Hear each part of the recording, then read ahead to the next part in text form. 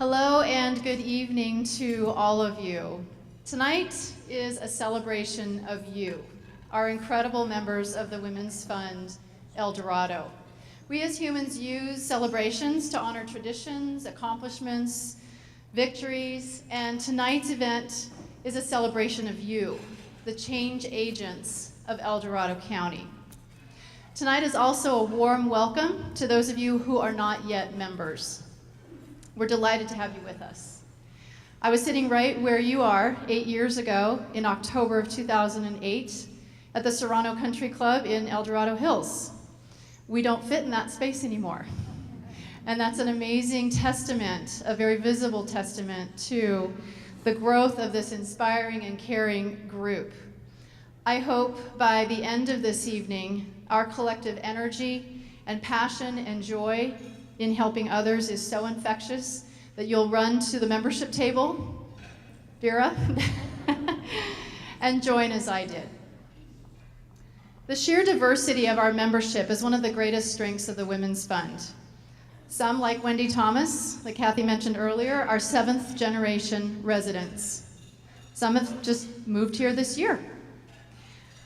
As Kathy mentioned, I myself am a Bay Area transplant. How many people in the room tonight are Bay Area transplants? A lot. How about from anywhere in California? Beyond California.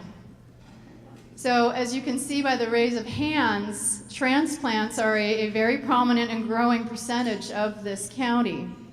And our reasons for moving here are, of course, as numerous as there are people in this room.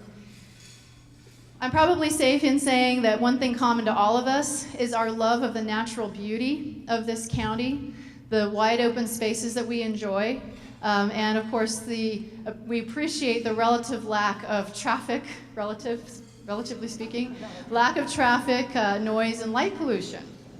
That's probably common to all of us. But I can probably also say we would agree that just because our county looks so beautiful and pristine does not mean that we don't have our share of significant problems.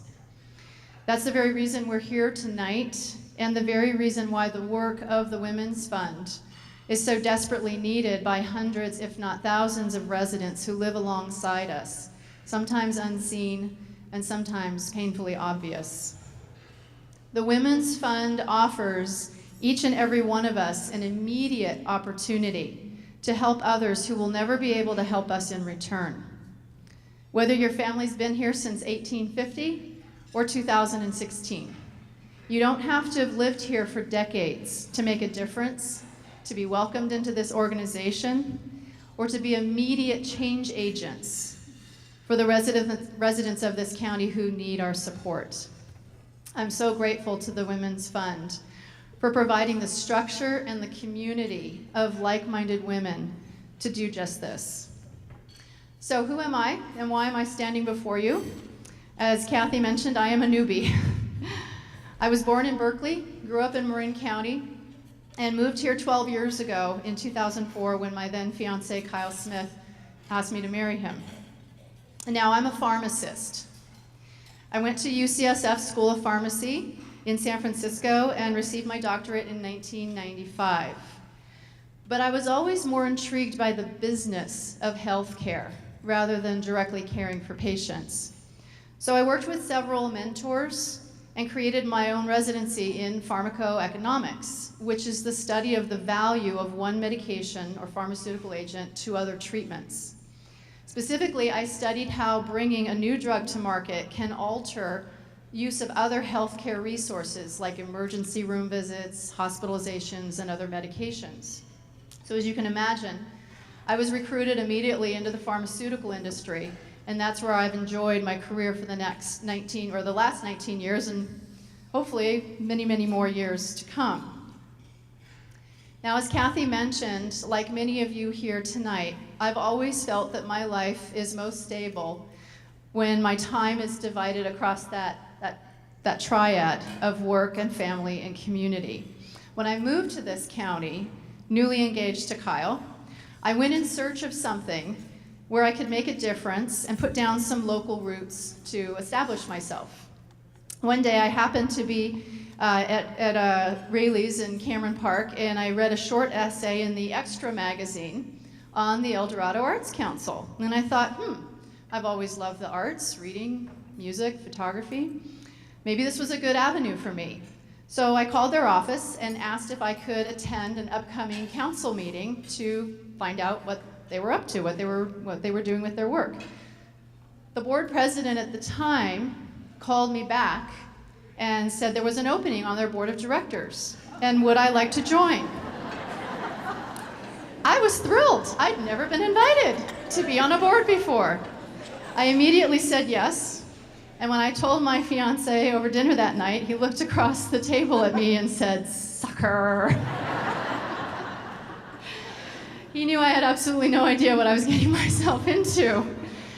Well, I can say after 9 years on the Arts Council's board, 6 of those years as an officer, head of numerous committees, and attending countless meetings for fundraisers and celebrations and events, I knew exactly what I'd gotten myself into. And I loved every minute of it. Through the Arts Council, I was able to root myself in this community in such a way that I never could have without the incredible network of civic leaders, county officials, volunteers, and generous donors that I was honored to work with during those 9 years. I learned firsthand and close up how much a difference a group of people working together can make. But in truth, I'd actually learned that lesson much, much earlier in my life. I first learned that lesson when I was 4 or 5 years old from watching my mother. Not because of anything she said, but because of something she did. Do any of you here remember Playland at the Beach in San Francisco? Lots of hands. It was an oceanside amusement park in the city that was closed in 1972.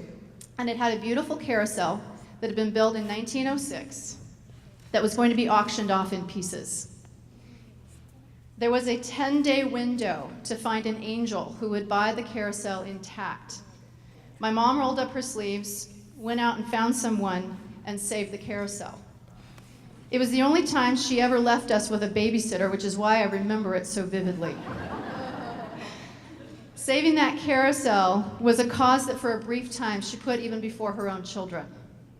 I truly believe that's when I became hardwired to want to give back and make a positive difference in whatever community I find myself. Which brings me to the real message that I'd like to leave with you tonight. The beauty of volunteerism and philanthropy is that you're not only helping the people in the immediate moment who need that help, you're modeling philanthropy for the next generation. There's lots of ways to do it. You can write checks, join committees, sit on boards, help with a specific project, host fundraisers in your home, volunteer at events. But know this, the kids are watching. As a mother of 2 young children, I'm acutely aware of this. My children are here right now tonight watching me, as they have their entire lives, as they've watched me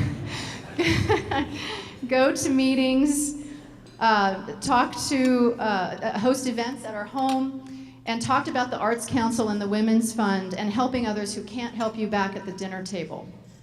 My husband Kyle is a partner with me in this. We are partners together in teaching our children to be change agents. My mom, who is also here tonight, was a change agent. She saved that carousel, and her action changed who I became as a person.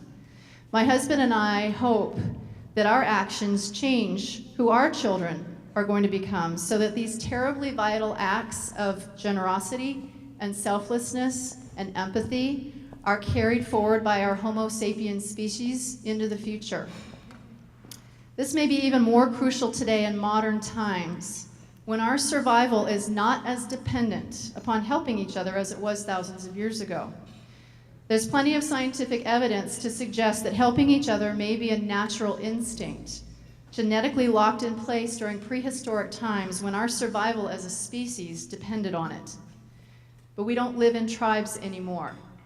Our micro-family societal structure and technological advances allow us to live in relative isolation from each other, driving into our garages at night, closing the door, and not interacting even with our neighbors, let alone with vulnerable groups who really need us. Helping others is still desperately needed, but it's not essential to our species anymore. Now it's a choice. I implore you to make that choice for the sake of those individuals who need your help right now, and for the sake of the next generation that's watching you, learning from you how to make the world a better place because you've been in it. I can think of no better way to ensure that the next generation carries these behaviors forward into the future, and I can think of no better legacy for us to leave behind. Thank you, Mama, and thank you, Women's Fund.